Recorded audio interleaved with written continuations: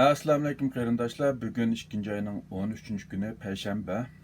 Bugun men yana shu koronavirus to'g'risida ba'zi yangi uchurlarni sizlar bilan o'rtoqlashay dedim.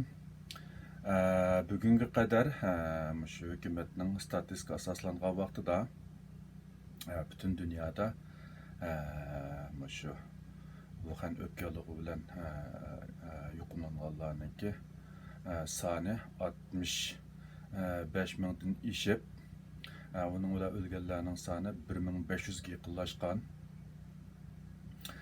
Bularningki mutlaq ko'p qismi shu Wuhanni markaz qilgan Xitoyninki Xubey o'lkasida bo'lib, bu Xitoy sirtidagi Wuhan o'pkalig'i bilan yuqumlanganlarning soni 600 ga yaqinlashib, hozir qadar 3 odam o'lgan. Ularning birisi Filippindan, birisi Hong Kongdan, birisi Yaponiyadan. 3 odam o'lgan.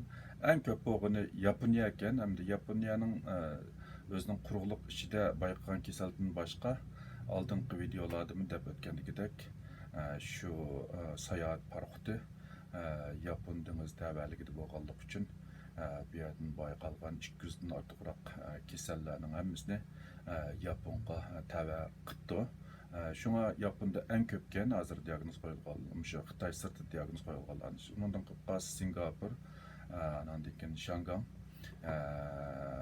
Amerikada bu kasallik bilan diagnoz qo'yilganlarning soni 15 ga yetdi. Hammalarniki xabar olgandagidek shu 2 ayning 12-kunisi Xitoydagi hukumat statistikasidagi shu Wuhan o'pkalig'i bilan yuqumlanganlarning soni bir kunda biroqla 15 mingdak ishib ketdi. Uning oldida 2-3 ming atrofida bo'layotgan kunda diagnoz qo'yilgan bemorlarning soni. Buning asosliq sababi nima degan vaqtida asosliqi shu diagnoz usulini o'zgartganda. Hamda men burungi videolarimda deb o'tgandagidek bu kasallikning diagnoz qo'yilishida ma'lum yetersizliklar bo'lganligi uchun shu tajribaxonadagi diagnozga tayinib diagnoz qo'yish sur'ati asta, andan keyin nurg'un kasalliklar diagnozdan tushib qolishi mumkin. Hatto o'lib ketganlarmi, nurg'un o'lib ketganlarmi diagnoz qo'yilmay o'lib ketganlik uchun o statistikasining ichiga kirmagan. Shu 2 ayning 6-kunisi o'lib ketgan Xitoy doktorining diagnozi xili uzun kechikib ketgan ekan. Shu tajribaxonaga asosan, tajribaxon tekshirishga asosan diagnoz qo'yishdi. Bu masalani ayni vaqtida shu o'lib ketgan doktor va boshqa doktorlarni o'tirib qo'yapti. Biz bu diagnoz qo'yish usulini oddiylashtirib, shu kliniklik diagnoz qo'yishni yo'l qo'yishimiz kerak. Ya'ni o bemorning kasal alomatlariga, andan keyin CT shu tekshirishlarga asosan shu klinik doktorlar o'zlari qaror beradiganligini o'tirib qo'yapti. Bundaq qilgan vaqtida ba'zi bir qism kasal alomatlari o'xshib ketadigan bemorlar xato diagnoz qo'yilsa-mu, lekin diagnozdan tushib qoladigan ish bo'lmaydi. Hozir qadar shu 2 ayning 11-kuniga qadar qo'llanayotgan usul asosan shu virusningki RNA'sini tekshirish, ya'ni PCR orqali tekshirish natijasida shu pozitiv chiqsa, ya'ni musbat chiqsa, andan keyin uni haqiqiy statistikasiga oladigan, ya'ni diagnoz qo'yilib oladigan usulni qo'llangan. Bu usulningki ortiqchiligi nima degan vaqtida agar pozitiv chiqsa, jazman shu kasal bo'lgan bo'ldi, xatolashmaydi. Lekin negativ chiqsa, ya'ni manfiy chiqib qolsa, ya'ni u kasal yo'q deb chiqarsa, u kasal bo'lmaslikning ehtimoli yo'q. Ya'ni bunday ehtimoli yo'q. Masalan, u kasal cho'qim u kasal emas degan olmaydi. Chunki bu kasalning taraqqiyotiga ergishib dastlabki mezgilida negativ chiqqan, ya'ni bu kasal emas deb inkor qilingan ba'zi kasallar vaqtning o'tishiga, 2-3 haftaning o'tishiga ergishib balkim pozitiv chiqishi mumkin, lekin uning ichida bir qismlari o'lib ketishi mumkin, bir qismlari u kasal emas deb uni inkor qilganligi uchun boshqalarga tarqitish xatiri yuqori bo'lishi mumkin. Buningki shu ham ortiqchiligi ham kamchiligi. Hamda yana bir kamchiligi bu kasalni tekshirishga ketadigan vaqtni ko'p bo'lganligi uchun nurg'un kasalliklar yani vaqtida tekshirilmay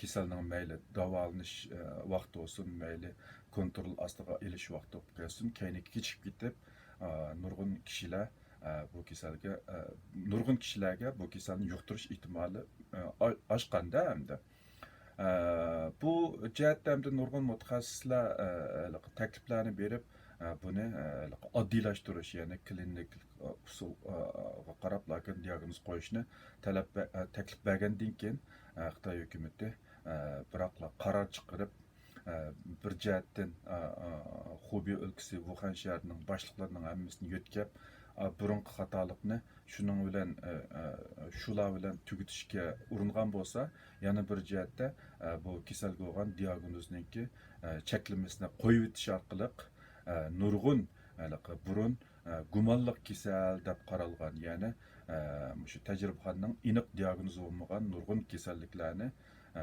shu kliniklik alomatlarga asosan hammasini biroqlakin diagnoz qo'yib, shuning bilan bir kuniga biroqlakin 15 ming oshdi. Bugun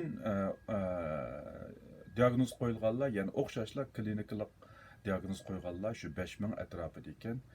Tunugungidek unda ko'p chiqmabdi.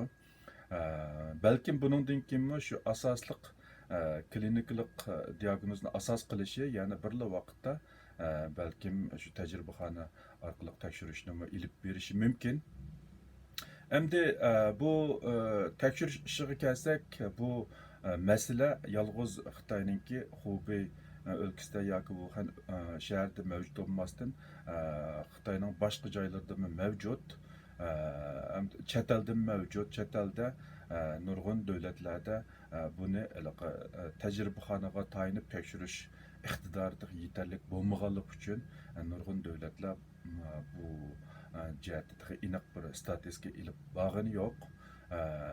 2 ayning 5-kunisidan boshlab Amerika shu kasalga oid bir tekshirish nimasini mahsulotlarni ishlab chiqarilgan, ya'ni oddiylashtirilgan tekshirish mahsulotini ishlab chiqargan. Tunugungi bugun xabarlar qarag'an vaqtida bu tekshirish mahsulotida ig'ir masalalar nurg'un shu kasalga giribtor bo'lgan, aniq giribtor bo'lgan kasallarni kasal yo'q deb chiqarib qo'ygancha buning negativ chiqib qolgan. Endi buni CDC qaytadan qaytirib olib, uni o'rniga boshqa mahsulotlarni avatib berdiganligini debdi. Endi bu xildagi tekshirish nimasini Turkiya ishlab chiqarib o'tibdi. Uning xeyli ko'p qismini Xitoyga yo'llab beribdi. Xitoy o'zim ishlab chiqardi, lekin ishlab chiqargan mahsulotlarniki nimasi to'liq yetishli bo'lmaganligi, anandan keyin uningga belgilik vaqt ketganligi tufaylidan shu bu kasalga diagnoz qo'yish yana yetarli emas. Bular mana tekshirish test kit deydi. Buningda masal chiqqan vaqtida nurg'un kasallar, nurg'un bemorlar aniq diagnoz qo'yishdan tushib qilishi mumkin-ku. Bu shu Amerika ishlab chiqargan shu test kitimi bu masala ko'rilgan hozir.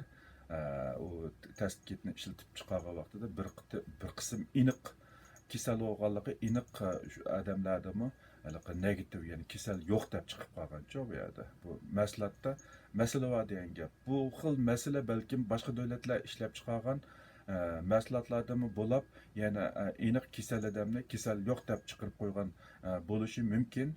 Turkiyaning xabarlariga qarasam, Turkiya aslida gumonliq deb qaralgan kasallarni shu tajribaxona tekshirish orqali hammasiniki u kasal emasligi chiqibdi. Shunga hozir Turkiyada birmi kasal yo'qkan. Albatta bu bir tarafdan xo'shallanarli ish bo'lsa, yana bir tarafdan belgilik tahdid yo'shiringan bo'ldi. Chunki u kasal odam shu tekshirishning natijasida kasal yo'q deb chiqsa, uning uninglik bilan u kasal yo'q bo'lib qolmaydi, balkim u saq deb qaralganligi uchun boshqalarni ulardan bek ehtiyot qilmaydi. Shuning bilan nurg'un odamlarga yuqtirib qo'yishi mumkin. Bu bu bu nimaniki Turkiyada bu kasalning yo'qligining ham yaxshi tarafi hem nachar tarafi hamda. Şuna dünyanın köp kısım joylarida bu kasalni yani tecrübexonaga tayinib turib tekshirishda belgilik qiyinchilik bor. Ben burunqi videolarimda deb o'tganligidek bu yangi virus bo'lganligi uchun tibbiy xodimlarning bu virusga to'nishiga yetarli emas. Yani nurg'un bilmaydigan masalalar bo'lganligi uchun uningki aniq diagnoz qo'yishida yanada bir qiyinchilik bor. Xitoy hukumati shu tünügün 12-lardan başlap kliniklik diagnoz qo'yishni yo'l qo'ygandan keyin Dünya Sayyohat Tashkiloti buni qo'llabdi. Balkim bu usul, ya'ni bu o'lcham, kliniklik diagnoz qo'yish o'lchami boshqa davlatlarga tarqasa, yaqinqi 1-2 hafta ichida balkim bu kasal bilan diagnoz qo'yilganlarning soni 3-4 ko'payishi mumkin. Endi vaksina ishiga kelsak, bu eng muhim bo'lgan vaksina ishiga kelsak, vaksinada hamda Xitoy hukumati ishlab chiqarayotgan vaksina 4-oylarda bozorga tushdi debdi. Anandan keyin Angliya yaqinda vaksina ishlab chiqarib, uni hayvonlarda sinaq bosqichiga kiribdi. Hozir hamda bu bir 3-4 oydan keyin insonlarda ishlatilishga boshlaydigan o'xshaydi. Amerika mu vaksinini balkim bu yilning oxirigacha ishlab chiqaramiz deb hozir xili tutish qilyapti. Endi Dünya Sayyohat Tashkilotininki xabar qargan vaqtida vaksina eng tez bo'lganda 18 oydan keyin bozorga chiqadi debdi. Endi bularning hammasi g'oya bilan reallik farqlanganga o'xshash. Vaksina hamda mayli 4-oyda mayli 6-oyda ishlab chiqarilgan bilan uningki unum berishi yana bir masala. Vaksina ishlab chiqarildi degan gap cho'qim unum berdi deganlik emas. Vaksina ishlab chiqarib eng oxirida hayvondan sinoqni o'tab odamga sinoq qildigan vaqtda balki hech qanday ishlamasligi mumkin, chunki bu virus u vaqtchilik o'zini o'zgartirishi mumkin. Bu xili ko'p sonda virusda bo'ladigan bir alaydilik. Unda vaqtida o virus 4-5 oylardan keyin yani o'zini o'zgarsa, burunqi virusga asosan ishlagan nima vaksina ishlamay qoldigan ish bo'ldi. Hozir hamda shu saqaygan kasalliklarninki bu kasalga giribtor bo'lib saqaygan kasallarning ko'payishiga asosan ko'payishiga ergishib shu bemorniki badanidan olgan qon plazmasini qon plazmasida yetarli antibody bo'lganligi uchun buni boshqa kasalliklarga urish orqali ulardami kasalga taqobil turishni kuchini paydo qilish orqali kasalni g'olib keladigan bu usul hozir hamda qo'llanishga boshladi. Shu Xitoy sirtidagi 600 ga yaqin kasallarning ishidami bir 10% adam saqaygan ekan, 80% adam saqayibdi. Bu saqay degan gap bularning badanida shu virusga qarshi antibody hosil bo'ldi degan gap. Bularningki qon plazmasini serumini ilib ularni boshqalarga urish orqali ulardami shu kasalga taqobil turish kuchi paydo qilib bo'ldi. Endi eng muhimi bizningki vatanning ahvoliga kelsak, vatanda Xitoyda yo'l qo'yilgan kliniklik diagnoz qo'yishni yo'l qo'ydimi, qo'ymadimi, uni uqmadim. Lekin vatandagi aniq diagnoz qo'yilgan bemorlarning sonida bek cho'ng o'zgarish bo'lmabdi. Bugungi sonda aniq diagnoz qo'yilgan sonni 65 debdi. Tünügün birisi o'lib ketgandan boshqa bugun o'lganlar yo'q ekan.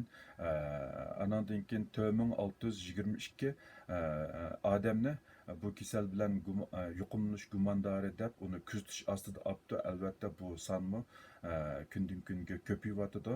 Mening aslidagi farzimda qisqa vaqt ichida 10 minglarga yetib qolishi mumkin degandim. Hozir shu 5000 4600 dan ishibdi. Balkim u 10 mingga yetishi bir 2 hafta kerak. Albatta bu faqat Xitoy hukumatining e'lon qilgan soni. Əməli san bunundan köp jiq olish mümkün. Hamda Angliyadagi bir tadqiqotchininki qarashiga asoslangan vaqtida hozir diagnoz qo'yilgan kasalliklar shu amili sonninki 5%dan 10%ni egallayotgan. Ya'ni mundaq aytgan vaqtida amili son hozir hukumat e'lon qilgan sondan balkim 10 hessadan 20 hassa bo'lishi mumkin. Bu vaqtda men tunugimni deb o'tgan yana vatandagi bu Wuhan o'pkalig'i bilan yo'qlanganlarning soni balkim 600 dan 1200 atrofida bo'lishi mumkin. Bu faqatla vaqt masalasi, vaqtning o'tishiga ergishib diagnoz qo'yilganlar barbara ko'payishi mumkin. Hozirgi ahvol mushunchalik hamda davolashda saqayganlarmi xili jiq hozir saqayganlar shu 10%dan oshgan. Mayli Xitoy ichida bo'lsin, mayli Xitoy sirtida bo'lsin, saqayganlar 10% oshgan. Lekin birla odamni andishiga soladigan ish saqayganlarningki badanda antibodiya hosil bo'lib, garchi o'zininki shu sog'lomligi, bemorning sog'lomligi asli kelib o'zining badandagi virus taqobil turadigan bir kuch hosil qilsimi, lekin uningda boshqalarga yuqtirish xatari yana mavjud deyilgankan. Masalan, B tipdagi jigar yollig'imi ashdagi ahvol bor. B tipdagi jigar yollig'i saqib butun klinikalik alomatlar hammasi yo'qolgan taqdirdami u odamda uzun muddat qichilak, uzun bir mazgil qichilak boshqalarga yuqtiradigan alaydigini qoldirdi. Shuning bilan bu ost xarakterlik kasal, bunda jiddiy kasal alomat chiqadigan emas, uzun muddat davomlashgan ost xarakterlik bir yuqumli kasal oldiga aylanadigan gap. Bumi bir chataq ish hamda shu uzil kesil saqaymay qolib qolsa, bu kasallikning mayli jismoniy ro'y jihatida uzun muddat ta'sir qiladigan gap. Bu kasallikning yana bir qo'rqinchli tarafi ekan. Bugun shunchalik so'zlab turay. Anglag'ininglarga ko'pdan ko'p rahmat. Yana yangi uchurlar bo'lsa, men vaqtida sizlar bilan o'rtoqlashib turaman. Xayr xo'sh.